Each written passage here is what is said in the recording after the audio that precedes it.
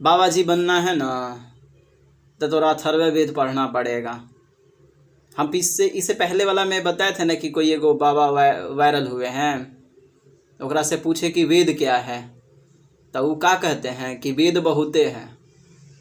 अरे पगला, वेद बहुते होगा तो हमरा के पढ़े के लिए बहुते कहाँ से, हमारा तो 4 गो वेद पढ़ना है।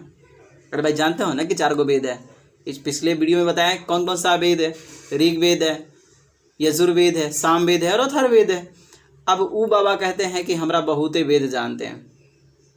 पहले तू पढ़ ल तो फिर बाबा जी बन जाइ। 4 गो मंत्रवा जाने से थोड़ी बाबा जी हो जाइबा। वो भी देखो मंत्र जान। जय हिंद दोस्तों, तो आप देख रहे हैं grow up by AK Yadav YouTube channel. पिछली कक्षा में पिछली वीडियो में हम लोगों ने पढ़ा था ऋग्वेद के बारे में। ठीक है, ऋग्वेद में हमने सारा बता दिया था, मंडल कितने हैं, सूक्त कितने हैं, ऋचाएँ कितने हैं और उसको पढ़ने वाले को क्या कहते हैं, ये सारा बता दिया था। और तीसरे मंडल और 8वें मंडल के बारे में चर्चा की गई थी। आज हम लोग करेंगे यजुर्वेद के बारे में। दूसरे जो है ऋग्वेद, वो यजुर्वेद और सामवेद के बारे में चर्चा करेंगे। अब इसमें जो इम्पोर्टेंट्स है वो जो बारे में हम बताएंगे कि ये जो यजुर्वेद है इसका जो उपयोग है वो कहाँ का किया जाएगा। मच्छर भी है ना ससुरी भाई, हिला देता है आप ही के। तो देखो यजुर्वेद है क्या, इसके बारे में जान लेते हैं। तो कहता है कि स्वस्वर पाठ के लिए मंत्रों तथा बलि के समय अनुपालन के लिए नियमों का संकलन यजुर्वेद कहलाता है। इसके पाठकर्ता को अथर्वयु कहते हैं। देखिए जैसे कि आप लोग यहाँ पे जानते ही हैं कि किसी किसी को बलि पड़ता है, लेकिन हमारे अनुसार से ये बलि उली गलत बात है। अब तुम ही बताओ, किसी की बलि देकर किसी को खुश करना अर्थात किसी को दुख दे रहे हो, और इसके लिए हमको ये पसंद नहीं है कि किसी को दुख देकर अपना खुशी प्रदान करो। अब कोई कहता है कि आपको बेटा होगा, इसके लिए आपको एक नवजात को, शिशु को बलि देना होगा। अब तुम दूसरे के बेटे को, अब कोई तो जीव है उसके बलि को देना होगा। अब उसको बलि देकर तुम अपने बेटे के लिए सुख, वो सुख क्या है? ये सब सुख है नहीं है। मैं इन सब चीज़ों पर ज़्यादा प्रेस नहीं देता हूँ और इन सब चीज़ों को बढ़ावा नहीं देता हूँ। आप अच्छे कर्म करें, बहुत अच्छा रहेगी। तो यजुर्वेद कहता है जो स्वस्वर पाठ, यानी कि हम इसमें पद और गढ़ दोनों माध्यम से इसमें समझाया जाता है। तो बलि जो है और मंत्र, तो डायरेक्ट ये रूप से आप समझ सकते हैं कि मंत्र तथा बलि के समय जो, यानी कि जब बलि दी जाती है, अब इस समय इन सभी का पालन जब होता है तो यजुर्वेद के अंतर्गत इनको समझाया जाता है और इन सब चीज़ों में पढ़ा जाता है। अब चलते हैं कि अब इनके जो है पढ़ने वाले को क्या कहते हैं। तो इसके पाठकर्ता को क्या कहते हैं? अथर्वयु कहते हैं। क्या कहते हैं? अथर्वयु कहते हैं। अब कह रहा है कि यह एक ऐसा वेद है जो गद्य एवं पद दोनों में है। तो यजुर्वेद गद्य और पद दोनों में है। ठीक है। अब कह रहा है कि सामवेद, तो सामवेद में याद रखिएगा सीधा है कि शादी विवाह, डायरेक्टली 100 से साम और 100 से शादी विवाह, इतना याद रखिए। हमारा गांव समाज में होबे करता है, पहले पढ़ लेते हैं। देखो कहता है कि यह गाई जा सकने वाली ऋचाओं का संकलन है। इसके पाठकर्ता को उद्रात्री कहते हैं।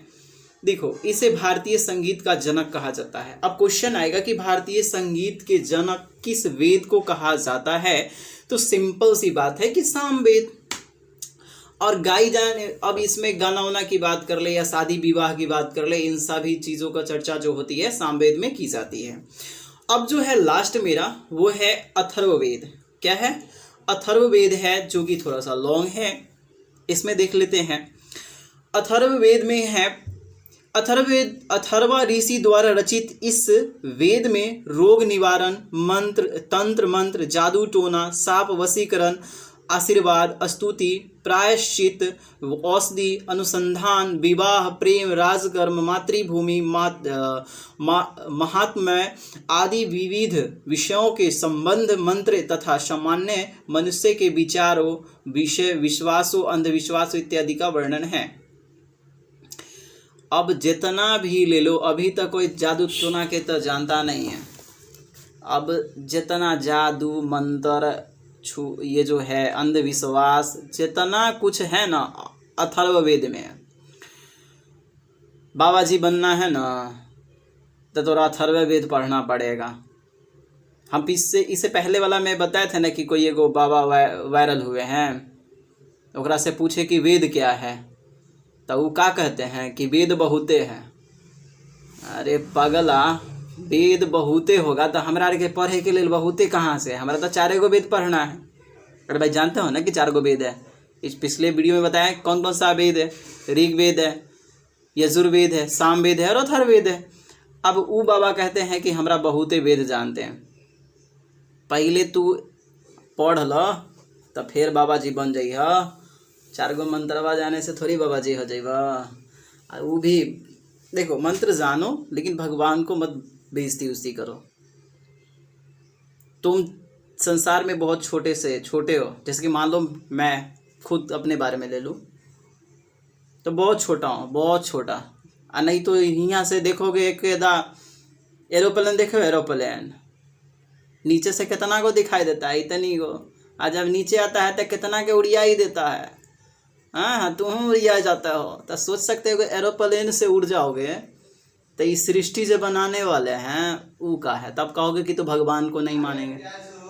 अब भगवान है कि ना है, तारे ससुरी भाई भगवान है या नहीं, ये तो तू ही पता लगाओ। अभी तक तो विज्ञान भी नहीं पता लगा पाया कि हवा कहाँ से आता है।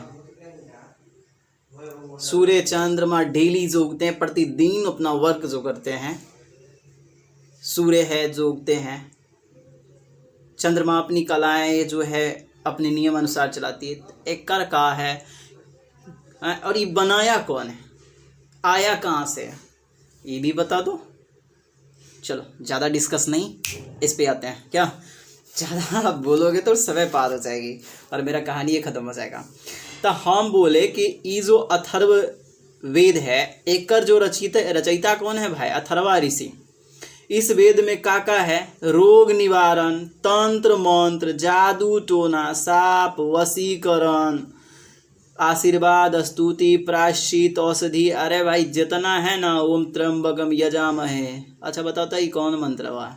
ओम त्र्यंबकम यजामहे सुगंधिम पुष्टिवर्धनम उर्वारुकमिव वंदना मृत्योर्मोक्षीमामृतात।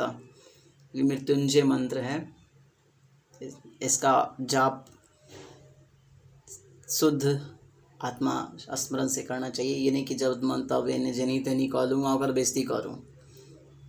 तो देख लो, भोलेनाथ ना सम्मान का मोह है, ना अपमान का भय, ना कोई अपना ना पराया। तो देख भाई, तू भगवान के है तो तोरो भगवान है। ज़्यादा एन्ने उन्ने होइला ना तो सब समझ आ जाए। चल ज़्यादा नहीं, तो इन सभी चीज़ों को पढ़ा जाता है अथर्ववेद में, ठीक है। और ये जो है हम कहें तो जितने भी जादू टोना वशीकरण ये सब भी है, जो राजकर्म, मातृभूमि माता, ये सब जो है भूमि पूजा, ये सब ले लो सारा कुछ, तो अथर्ववेद के अंतर्गत आते हैं। और ये भी बताए थे कि अथर्ववेद कन्या के जन्म की निंदा करता है। अथर्ववेद में कन्या का जन्म जो है वो निंदा करता है।